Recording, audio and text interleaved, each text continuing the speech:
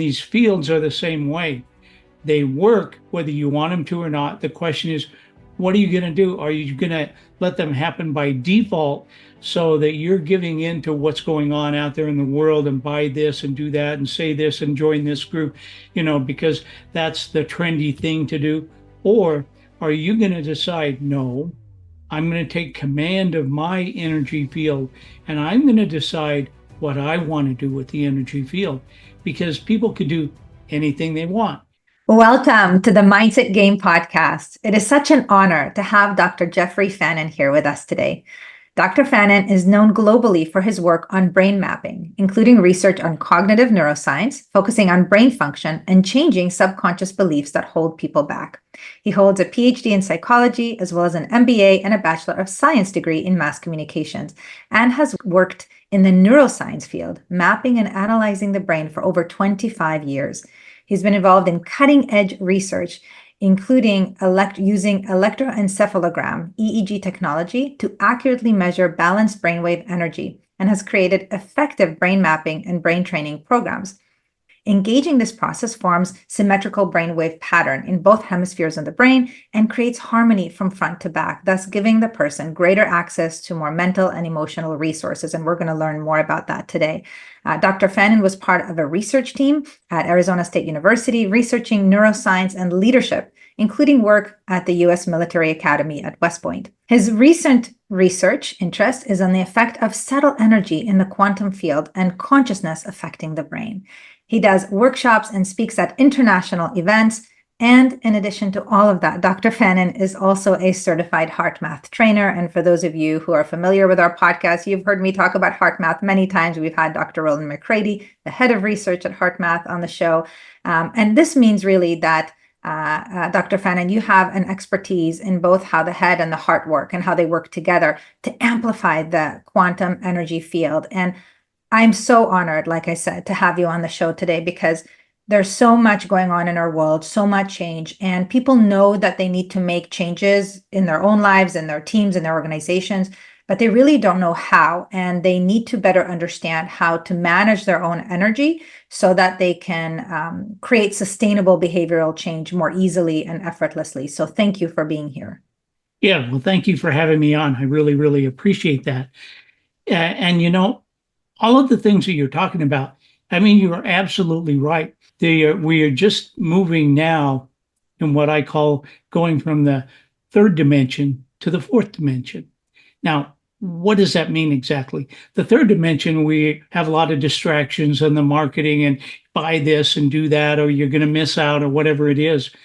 And a lot of people will buy into that because that is their life. The fourth dimension is more about awareness. It's more about love. It's more about appreciation. So there really is going to be the two different camps here. Those who want to stay in the third dimension and those who are ready to do the work to get into the fourth dimension. And there are more people that you can imagine that are already in the fourth dimension and looking for ways to practice some of this. And so that's kind of where we're at today with some of this stuff that you and I have talked about in putting in this podcast. So I appreciate being here. Oh, such a joy. I am myself, I'm curious to learn more about the research behind many of the practices that we learn about. And I want to start with the quantum energy field. What is that exactly? And there's a lot of misconceptions about the quantum energy field. The quantum energy field, because when we look at what, as we know in physics, as quanta is a particle, it's an energy. And so the quantum field is the field that we have around us. So we're talking about, we know what a field is. So when you take like a magnet and put it on a plate and sprinkle some iron filings around it, you can actually see the field that it's actually creating. So these fields, whether we're talking about a bone, a thought, an emotion, or some kind of physical element, we have these fields, and we call them quantum fields, that we are dealing with. So the question really becomes, what do we want to do with the energy? By way of example, I talk about this one a lot, and I'll talk a little bit more later about it. But when we amass the energy, and you might remember that from Karate Kid, you know, and so you can amass the energy, but you can feel that energy. Then the question becomes, what do you want to do with the energy? And things like that. So let me give you kind of a really quick example in the martial arts world. For a fellow that owns a dojo, he and I were talking, dojo as a martial arts studio. And so they had just finished their session, and people were standing around talking on the sidewalk outside. And one of the women in the group, she had a purse over her shoulder. And a guy runs past, he grabs her purse, and just as the dojo master steps outside to talk to everybody else, so he saw what was happening. He knew what he needed to do. So he amassed the energy, and then he threw the energy at the guy running down the sidewalk with the purse. It hit him in the back, upended him. He fell down, and they were able to retrieve the purse. Now, that's just one of the energy fields. The bigger question is, what do you want to do with the energy field? And so that's what we end up talking about in some of the things that we're going to discuss today. We see this at different times, different places, different things. Let me give you one more real quick example here. There was a guy by the name of Max Freedom Long, who was an international journalist, and he was visiting the Hawaiian Islands. And so this event was actually reported all over the world in newspapers and things like that. And so here was this guy, they were going to have a luau or a barbecue on the beach. He drives up to the edge of the sand, and he steps out, and he steps in the sand. Let's just say this guy had maybe a little more to drink than he should have had. And so he twisted his ankle, and you could hear the bone snap. And so he ended up with a compound fracture. Now, a compound fracture is where the bone is actually sticking out of the skin. So all the people around were going, call an ambulance, call an ambulance, call an ambulance. And so this woman who practices Huna in the Hawaiian Islands, and we see this in almost every culture, she says, now hold on, wait a second here, let me work on this. And so she got to the front of the line. She started working on this guy with the energy. And then she looked the guy straight in the eye and she said, you can stand up now, you're fine. And he kind of stared back at her bewildered. And so then he starts to stand up and he realizes he's actually fine. And then there is no evidence that his leg was broken or that the bone had been poking out of the skin. But we see that in all cultures. In India, we call it prana. In the Hawaiian Islands, we call it huna. So there are many, many different examples. The question really is not that the energy exists or the field exists. The issue is, what are you going to do with the energy?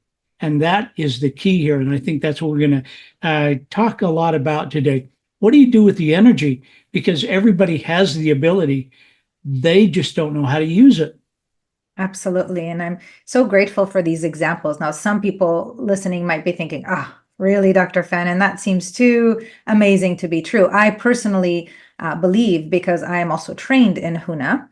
I'm on the third level of Huna. You know how that works. I know how that works. And I also know that really the important thing is to start with suspending disbelief in these things, just to be curious. And so I invite everybody who's listening to our conversation today to remain in a curious place. So they don't need to believe anything per se, just to stay open and to allow whatever is meant to arise. And huna, another word for huna is ho'umana. That's the original word. And that is to make energy, which is exactly what we're going to be speaking about today. Because when we're able to bring more of that energy, we're able to shift some of the old patterns, programs even more easily, and to create change, again, much more quickly and in a sustainable way because it's deeper. So tell us a little bit more of the science of this. So what is this field and how can we use it? Yeah. Let me go back to some research that I was doing. back, oh, I think it was about 2019. And there's a group that deals with vibrovision. And so they had contacted me to come in and do some research and stuff because they wanted to know how did these people who put adhesive bandages over their eyes and put a blindfold on top of that can drive a go-kart where you can drop colored beanbags in their hand and they can tell you what color the beanbags are, even if they don't have any eyeballs? How did they do that? So I started measuring people and looking at that because we thought it was in the brain map. It actually is not in the brain map. It's actually in the quantum field. So when you look at the field itself, fields will talk to each other. So whether it's a cellular field, whether it's a magnetic field, whatever kind of field it is, that's what fields do. They talk to each other. And so one of the things that we found is that as I was looking at the brain maps of these individuals, going, how did they do that? You know, and realized in one of my meditations it was saying, you're looking in the wrong place. And I was looking at their brain map, and it's not occurring in the brain map. It's occurring in the field. And so we understand a little bit more about what's called morphic resonance and the morphic field. The morphogenetic field is that area 3 feet around us, pretty much in all directions. And we build this thing called a torus. And so the energy comes up through our chakras and out the top of our head, and then comes around about 3 feet in all directions.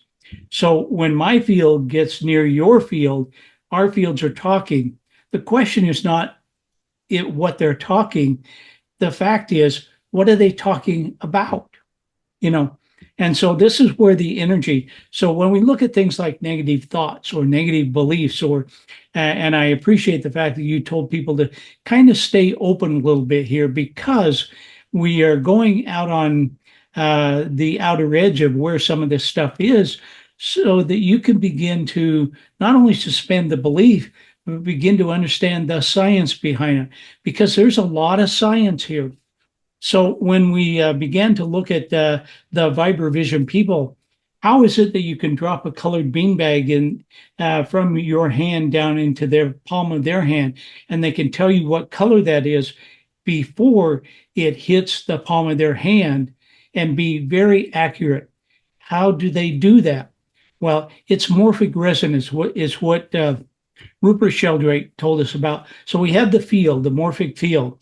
And then the question is, how do you use the energy in the field? And that is the morphic resonance. So these people, even if they don't have eyeballs, they can feel the resonance of the color, And so some of these people I had worked with, to watch them do what they do on a daily basis, even with this one guy, he had lost his eyeballs to a disease, and his wife had lost her eyesight to diabetes, but they could do incredible things. And so as I looked at that and realized it's not up here in the brain so much, the brain is processing the information, but what's really happening is the energy field. So the question is, what do we do with our field? And so most people can deal with this. They've just never been taught, one, that it exists, and two, that they can do something about it. And so for a person who's listening to this, that may or may not be, well versed in energy fields just yet, why should they care? I think that's an excellent question. Why should anybody care? Well, it's kind of like gravity. Now, you may not understand gravity. You may not even be able to explain it. You may not even care about it. You may not even like it, but you can climb to the top of the highest building around you and jump off and say, I don't believe in gravity, all the way down. Gravity will work, whether you want it to or not, whether you believe in it or not.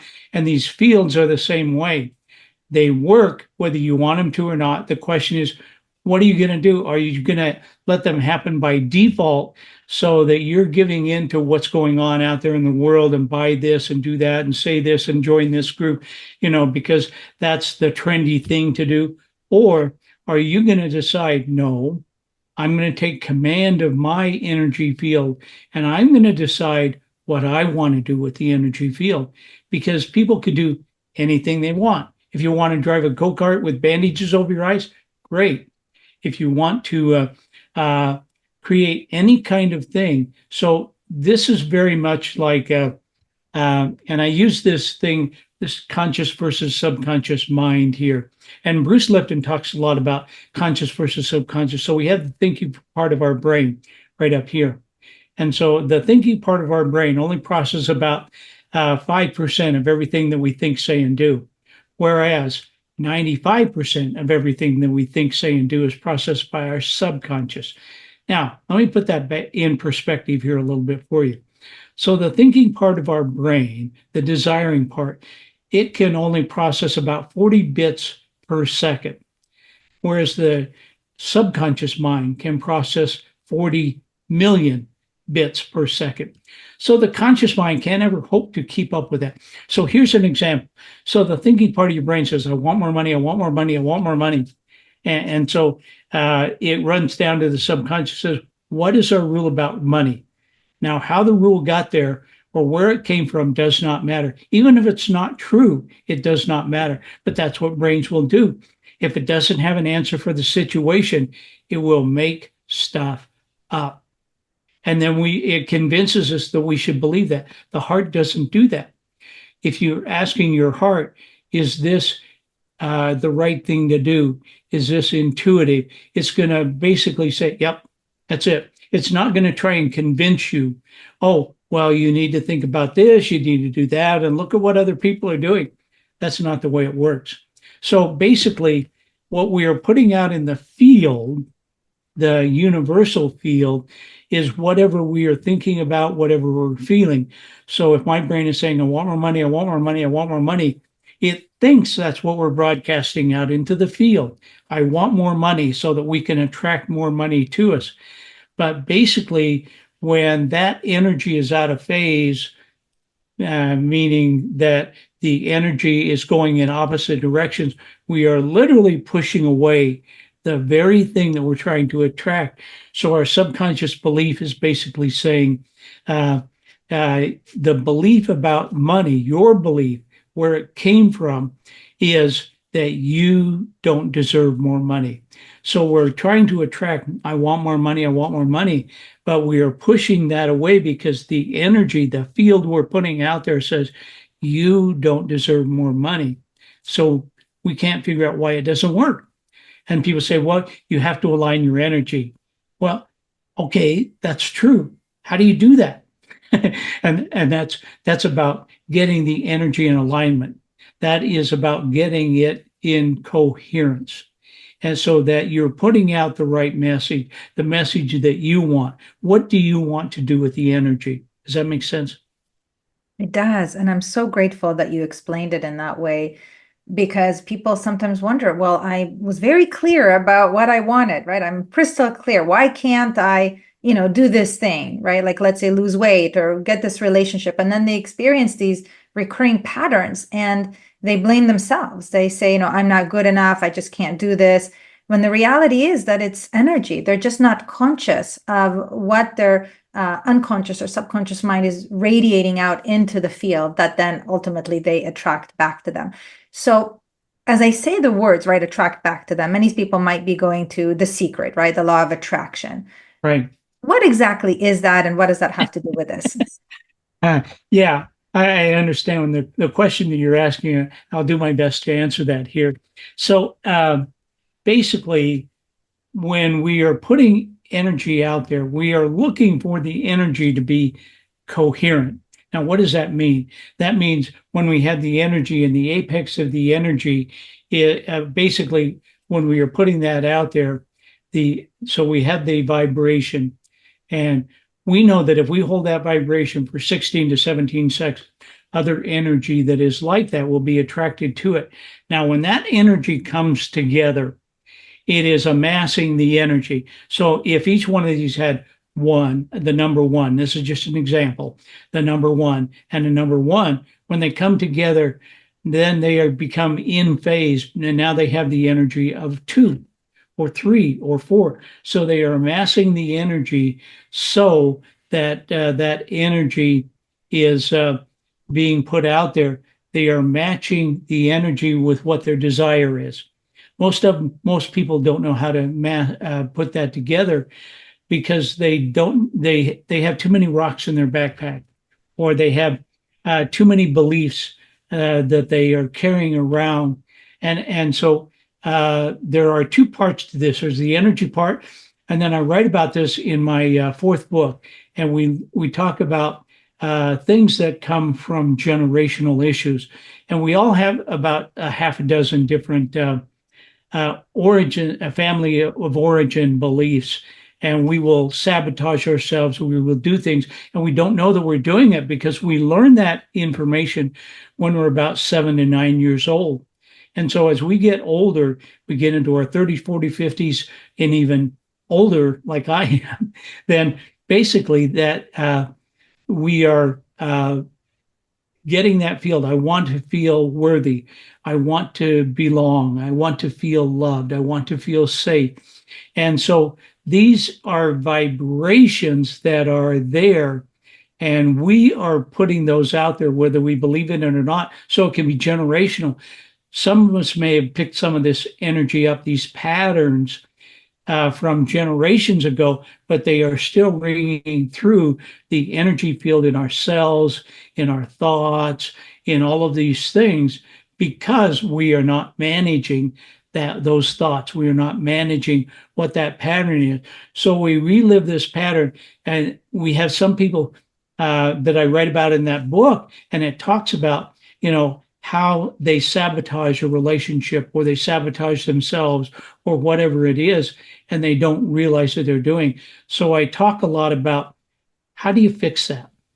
And so there's a way that anybody anywhere can do that, and to fix those old patterns with a 4-step process and understanding. You go through those 4 steps, and you can do it on your own without anybody doing anything to guide you, to direct you. You don't need a therapist to do it. You can just do this on your own. So, well, I imagine most people listening, if not all, are like, okay, tell me what those 4 steps are. And to clarify, these are 4 steps that allow us to radiate a more coherent intention out into the field, so that we yeah, that would be part of it. So the 4 steps, first of all, you got to name it. What is it? I want to feel worthy. I want to feel like I belong. I want to feel safe. So we're going to identify what that is. The next thing, we have to grieve over that. And so if I'm recalling a memory, when did that first occur in my life? And I go back and I think, oh, I remember when I was a child and this would happen. And so we are then viewing that as we would like with a child. So then the question becomes, as an adult, what do I want to do with that child? If that child is me, do I want to pick them up, put them on my knee and say, it's going to be okay? Do I want to give them a hug? So I want to provide that coherent energy to that individual of saying, yeah, it's going to be okay. And then we can go back and we can do that again, because every time we do it, these 4 steps that come about, then we will pick up some new nuance that maybe we didn't see before, maybe we didn't understand. And so it's like peeling an onion. One layer at a time, we're getting rid of these old patterns that maybe are generational in what they're doing. But people can do this. I like to curl up in a blanket and sit on the like a cushion or in a chair. It doesn't matter if you're laying down with your eyes open, your eyes closed. You can do that anywhere. But it's just, one, understanding what those steps are, and then being able to activate those and grieve over it, and then just do it again. So you might do it once every day for a week, and then not deal with it for 5 years. And then you're going to come back to that and do it again and again and again. Once you know what those 4 steps are, you don't need somebody to do it for you. You don't need a therapist to guide you. I mean, you can. Some people like to do that, but it's not necessary. Thank you, Dr. Fannin. Would you be willing to guide us through this, so that if people listening may if they're safe, may be able to close their eyes and, really be guided by you through these 4 steps. Is that something that you're willing to do with us Oh, today? sure, sure. I'd be glad to Thank do you. that. Thank you. So let me sit up in my chair here, not slouch down. Um, so pick a quiet, safe place. Make sure that you're in a quiet, safe place, that it's not too noisy, and that you feel comfortable. You can do this with your eyes open or your eyes closed, laying down or sitting up, whatever is the most comfortable for you. And some people will actually use their heart as part of that process, and they will rest their hand over their heart. You'll see this in a lot of different cultures where people will maybe hold their hands in a posture, a prayer posture, or put it over their heart so that they are having access to that coherent energy. So once you're in that field, and whether you're doing it eyes open or eyes closed, and now you have named the very thing that you want to change, you're going to get a memory of that. Where did it first start? You weren't born that way. And so there had to be an occasion where that occurred. So you're going to get a memory of that. And with that memory, then you're going to bring that into focus, whether you're looking at it as yourself as a young child or as an older child or in a relationship or having a difficult time, whatever it is, you're going to look at that memory and then as you name it, well, I wanted to feel more worthy.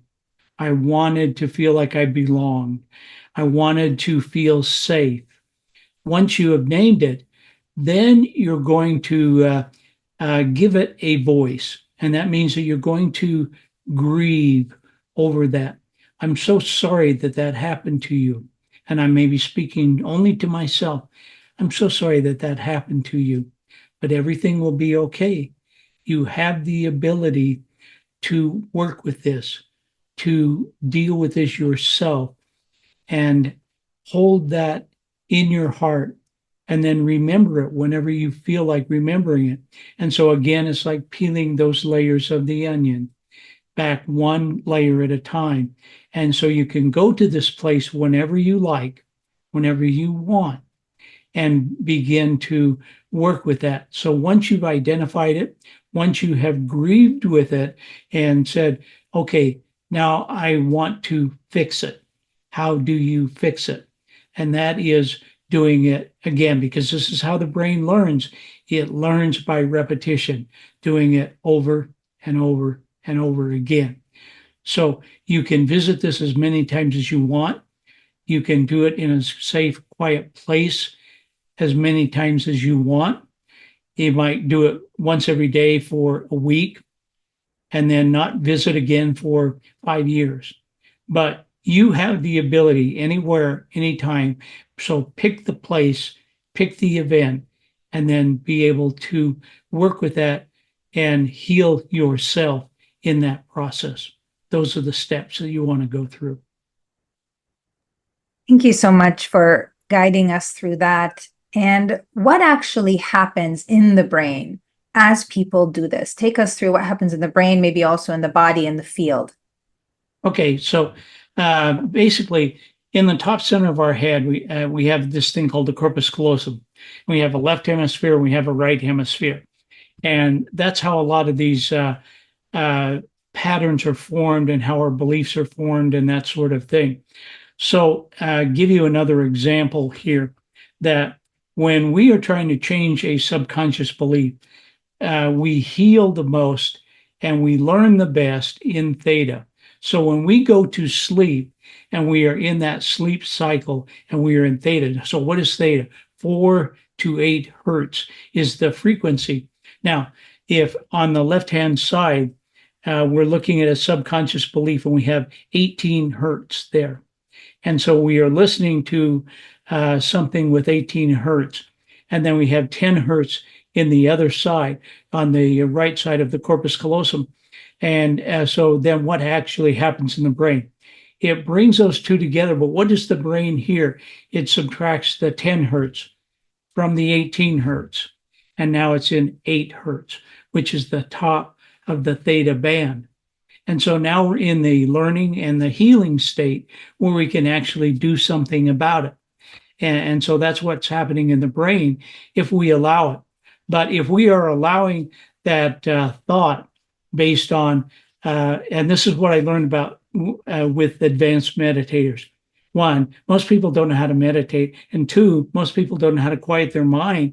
And so all of this beta activity is going on and, do this and do that. And, they're thinking about all this stuff. Well, I should be washing my car and I should be buying the groceries. Oh, yeah, what am I going to buy? So they start doing all of that stuff. And then they just realize, well, maybe I don't know how to meditate. Well, that's why we go through a process called mindfulness, where you can do mindfulness while you're washing the dishes, while you're walking the dog, while you're getting your groceries, whatever you're doing, you can be in a state of mindfulness in order to do that. But you can't get into that state if you get too many rocks in your backpack. So that's where it starts, with those 4 steps and being able to do that, and then be able to decide what you want to do with the energy, what you want to attract, and then get that in that theta state. The whatever you're listening to, the 18 hertz would be the activity, or the beta activity that's going on in your brain, and then the subconscious belief, the 10 hertz over here. And so you want to put that in the theta state. You want to get in the theta state, and that's how you do it. You get in the theta state. And there's lots of different ways. Everybody has a theta state. Most people do not know how to get into the theta state. Most people don't even know what the theta state is. But now you know what the theta state is. So that's going to be your best learning state, your best healing state. And so this is a question of, how do you get into that? What do I do about it? How do I get rid of these old patterns that are not working for me? So if you want to know what's on your belief window, look at your behavior, because your behavior is driven by that. So I keep doing this again and again and again. Well, that's what's on your belief window. So this is how you change something. And there's another way that we can do to change the belief window.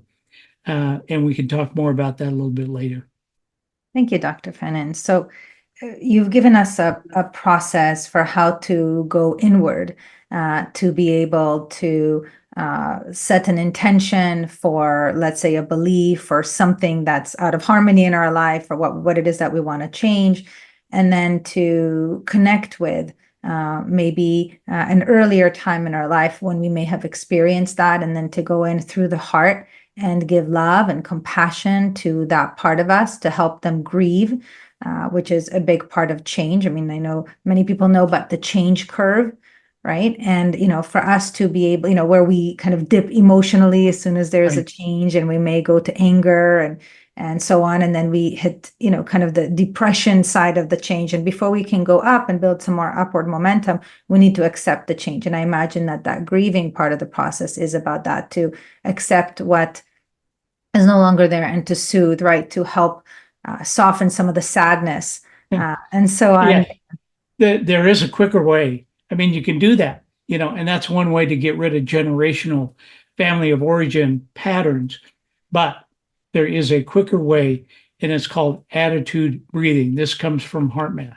So when you look at attitude breathing, and so maybe you're in those doldrums, you're feeling depressed, you're feeling down, whatever it is.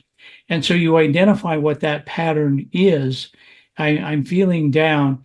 And then you choose the pattern or the attitude you want to feel.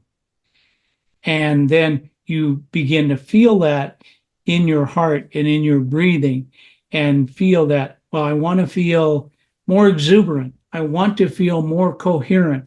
I want to feel happier. You decide what it is. It's not for me to tell you what you should have on your belief window. It's for you to decide what that is. And so once you decide, then you can begin to feel that, because of these neurites around the heart.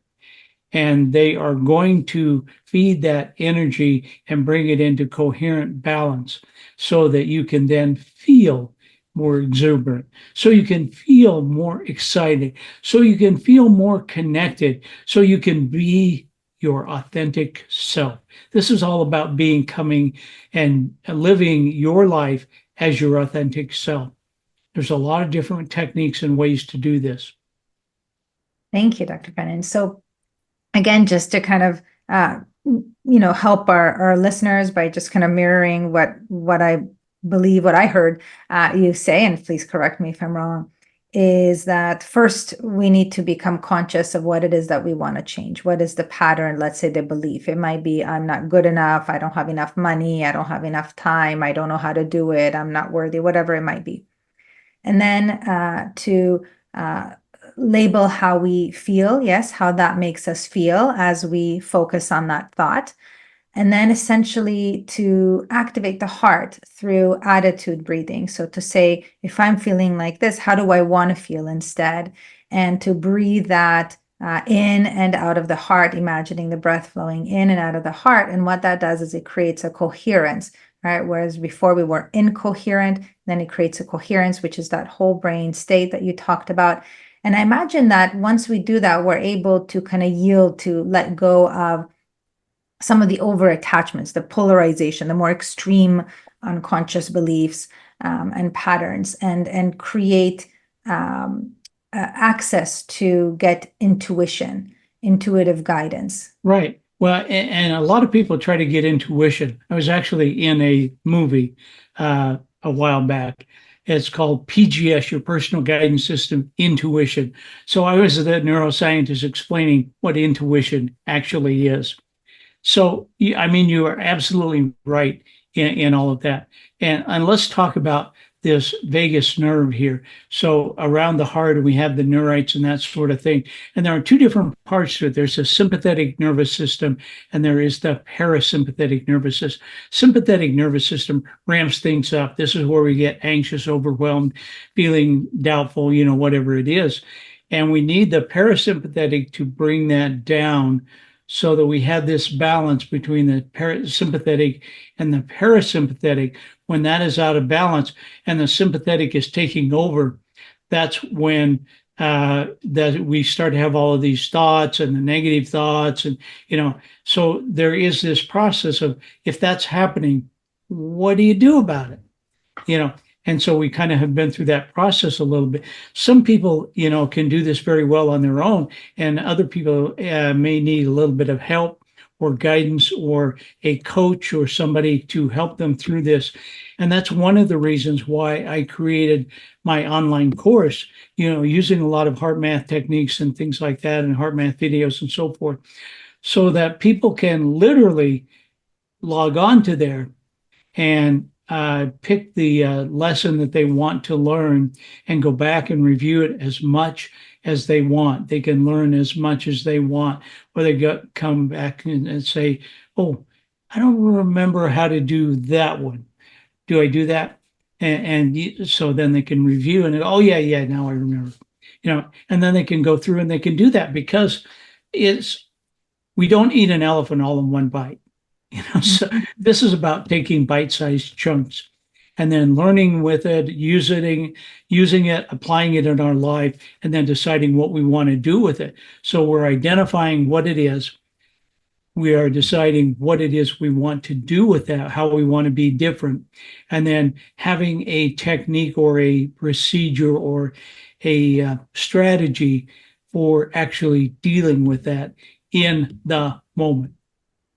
Yeah, thank you. And what happens in that quantum energy field when they deal with that in the moment, when they go inward, label how they feel, how they want to feel, do that attitude breathing or another technique to get coherent, right? To get that synchronization. We're going back to the autonomic nervous system and bringing that into balance. So if they're feeling overwhelmed and they're up here and the sympathetic nervous system has ramped that up, we need the parasympathetic to give us a more coherent energy and to bring that down so that it feels better. This is done by military, law enforcement, you name it. It's out there in the world. Caregivers in the hospital, nurses, teachers, bringing it into the classroom and working with some people in being able to deal with this in the classroom and that sort of thing. So I have a project that I have going right now dealing with indigenous tribes on the Apache Indian Reservation. So these are young people, youth and young adults who are dealing with tribal norms or individual things, and they're struggling with this sort of thing of how do I deal with this? And so we have a group of people, we call them success coaches.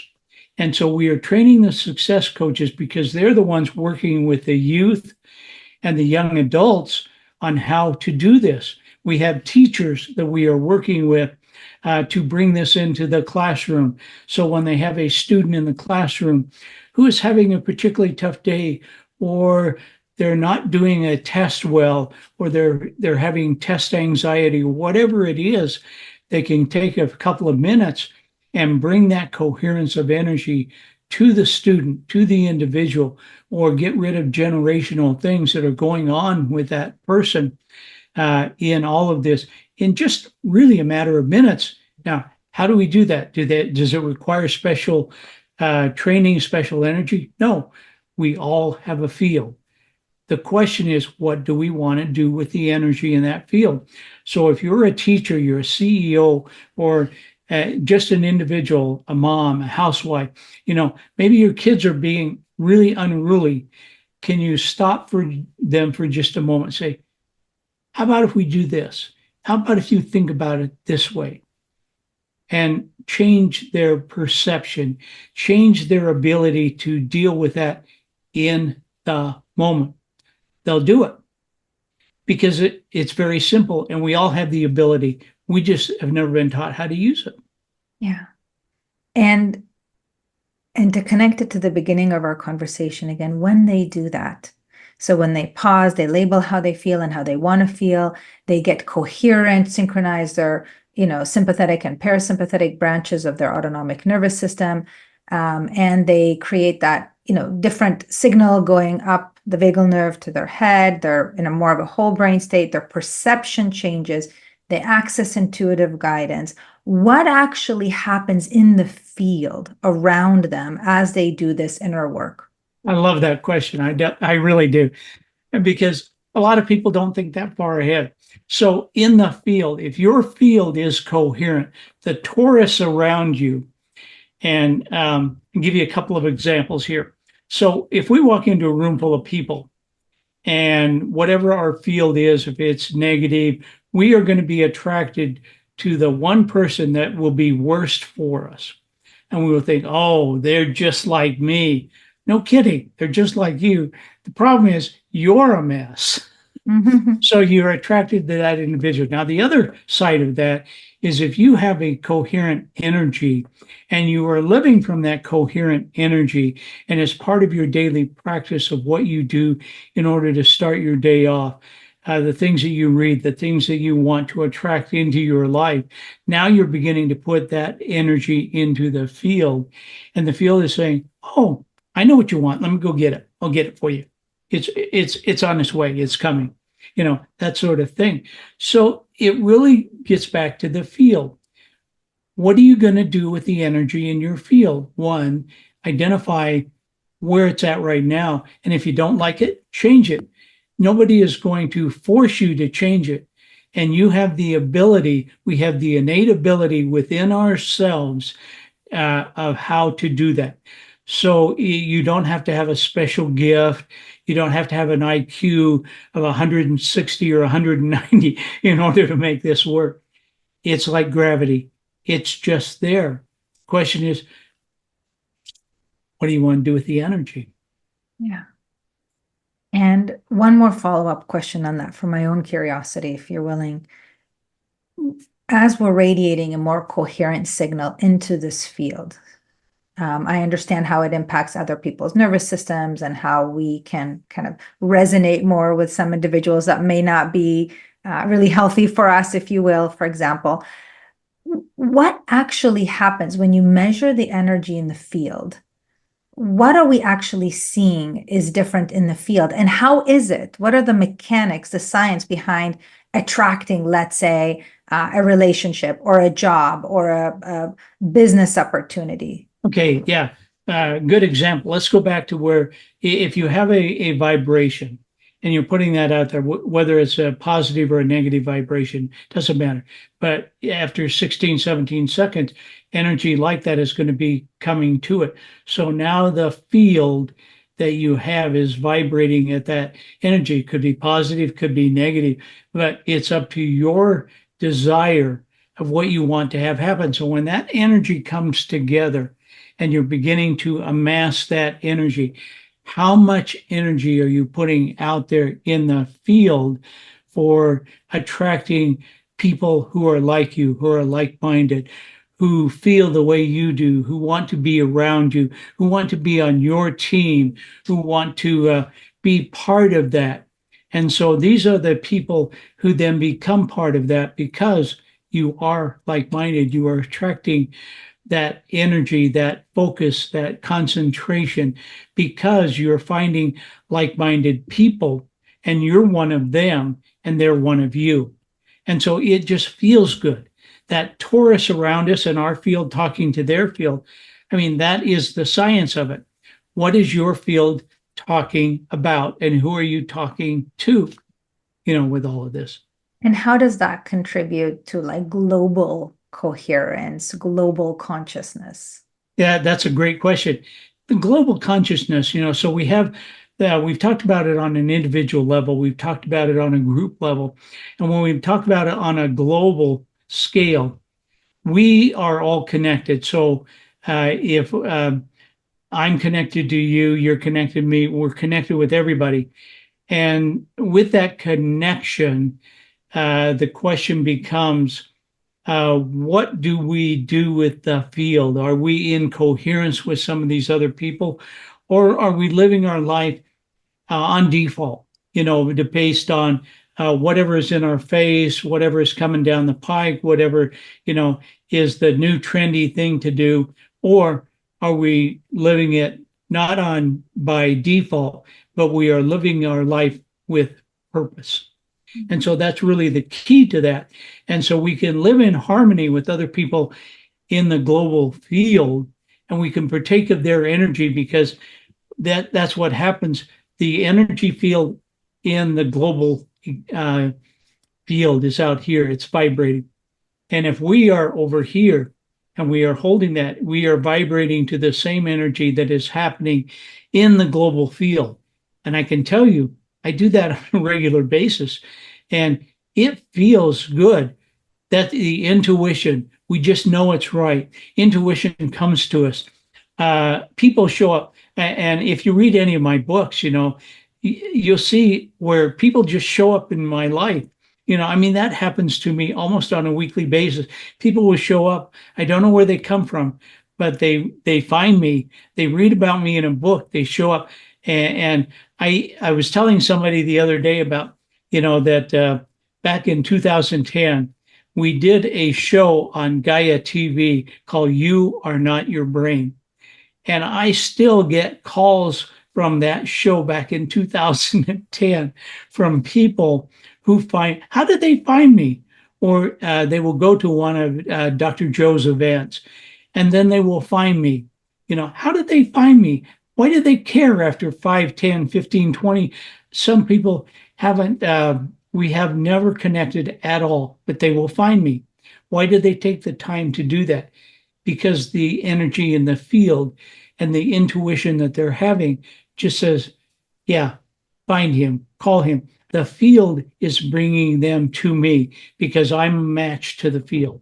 Does that make sense? It does. It does. Thank you so much, Dr. Fannin, for all the amazing insights and the research that you've presented here. As we leave the conversation, what is the most important thing that you believe people need to know, and especially people that are decision makers in our world, leaders, change makers, so to speak? What do they really need to know about the truth of the field and their own power?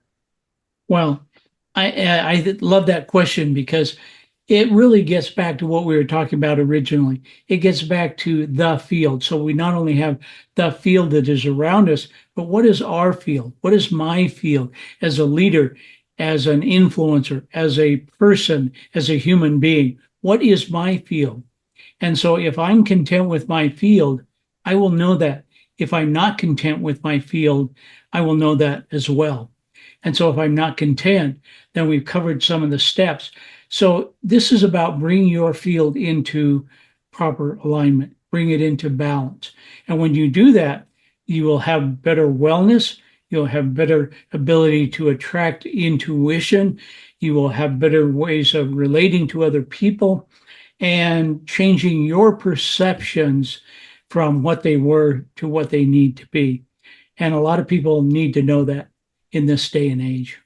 So thank you so much, Dr. Fannin. How can people learn even more about your programs, whether it's the online course, your workshops, the incredible books that you write? I have one of them here, I have Under the one here too. Influence.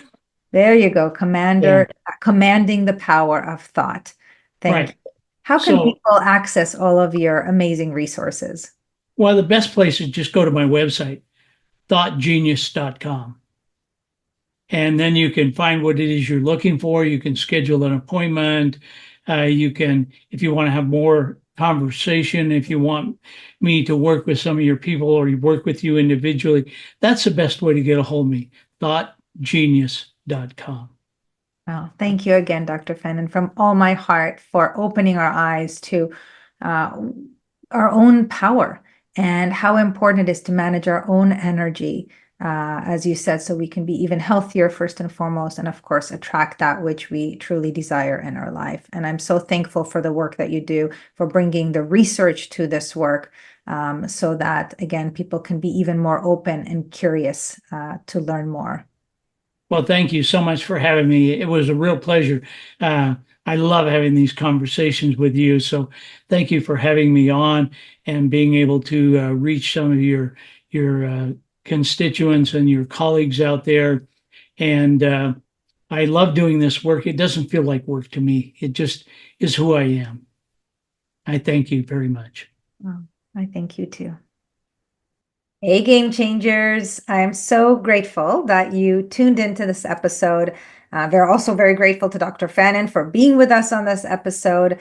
I just learned so much and I love to geek out on this stuff. If you're also curious to learn even more about the science of change, if you have not yet heard the episode with Dr. Richard Boyatzis on the science of change, it's episode 205. I think you'll enjoy that as well. So all my love, thank you so much for being a member of our community. If you have not yet subscribed, feel free to do so. Share this with anybody that you believe it will help, and keep learning and growing. Bye for now.